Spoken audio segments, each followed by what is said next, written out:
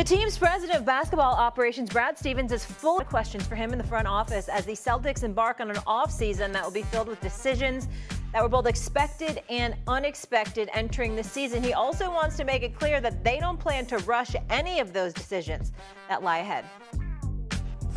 First of all, and I know that we always talk in terms of superstars and, don't talk in terms necessarily of the other 13 players, right? And so the reality is we have a ton of good players, and everyone leans on everyone. That said, Jaylen and Jason have gotten, the majority of attention because of how good they are. And I have full faith that any game that you have, those guys on the court, or one of those guys on the court, you have a great shot. And so I have full faith in Jaylen. All right, he didn't lie that they have a lot of talented players. But, guys, it's important to note that Jaylen Brown's dealing with a partially torn meniscus. So, Gil, here's what I want to know from you. With Tatum likely to miss most of next season, just having surgery on that ruptured Achilles, do you think Jaylen Brown can be a #1 on a title contender? As of right now, as of how we finish the season, no. He doesn't have really the playmaking skills. He's a slasher scorer style. I mean, he can be Batman some nights, but Batman for the whole season, we haven't seen that yet. His ball handling, his decision making, his moments in the fourth quarter are suspect at best.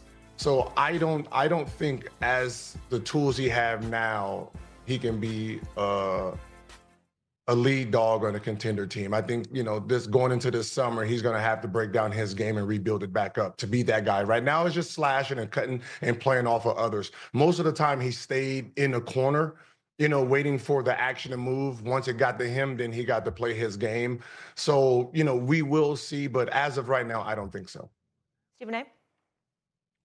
Gilbert, before I answer the question fully, you heard Molly say the partially torn meniscus. How much of a mulligan? I mean, what do you give him a break based off of that in any way?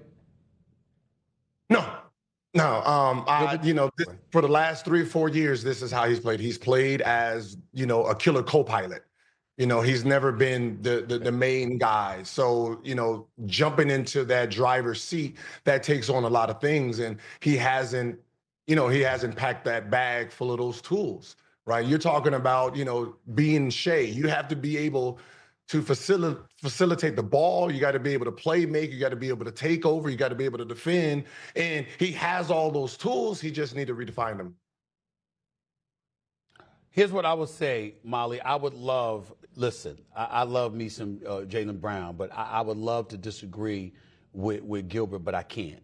And the reason why, for me personally, as I articulated yesterday, 2 moments stand out above everything when it comes to him being that #1 guy.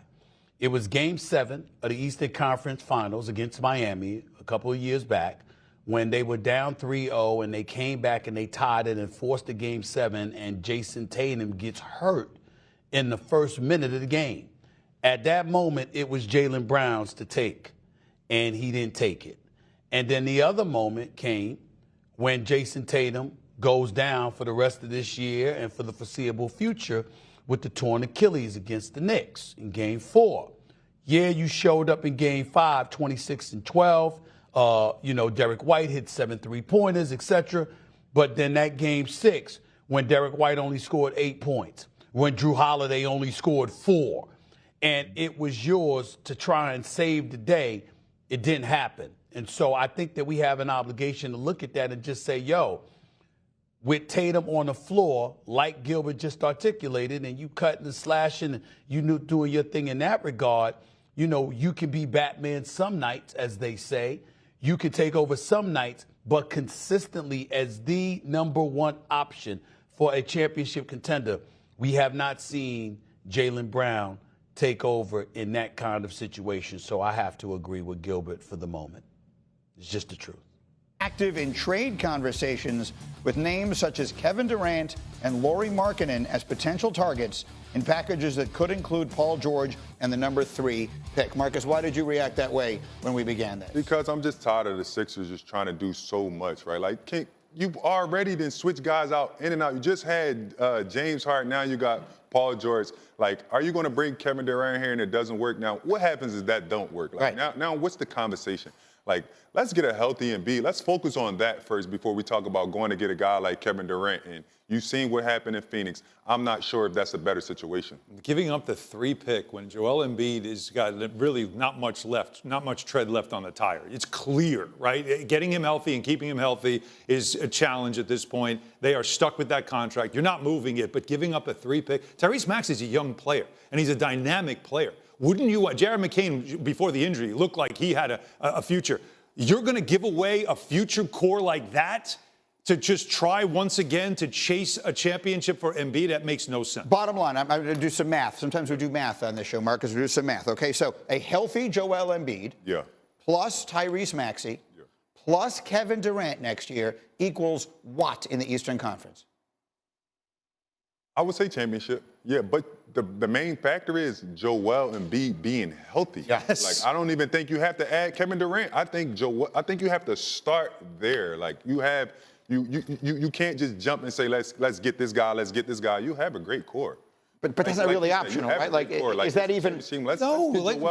Just starting with a healthy Joel Embiid, I'm out of the room. I just walked out. Just start with that part. That has never happened before. You got to write that in pencil, and it'll be erased before you finish writing it. Like that, he's never healthy. The franchise has to accept where they are with him and look at going forward and sort of drag him along. This is almost late 90s Knicks with Patrick Ewing, where Patrick Ewing there was not much gas left in the tank. So they got Sprewell, they got Houston, they got Larry Johnson. They tried to just build a team where he's just doesn't have to be the centerpiece. The same thing has to be done in Philadelphia. Giving up that 3 pick makes no sense. All right, we'll see if that's what winds up happening. Again, all eyes are going to be on Giannis. All eyes are going to be on KD and other big-name stars once we get to free agent. Fiction is our next game. Hey, Marcus Morris, if I said Anthony Edwards is the best player remaining in the playoffs, is that fact or fiction? Fact. 23 years old, playoff resume that he has already, knocking down giants like convincingly, and getting his guys to buy in at that age does it for me, man. I'm with you. SGA is the MVP, and he deserves it, but I'm ready for this guy to elevate in the next couple of weeks. Alan, next. If I said the Warriors should go all in to get Giannis, fact or fiction? It sounds nice, but it's fiction. Here's why. How do you add a $50 million player to a team that already has Steph Curry and Jimmy Butler making tons of money and still have depth? They need a center. That's what they need, and to stay healthy. But to start ripping up a roster to add a $50 million player for star chasing, that doesn't make sense for the Warriors. All right, we can debate that one another time. Meanwhile, Marcus, if I were to say the Celtics championship window closed last week, is that fact or fiction?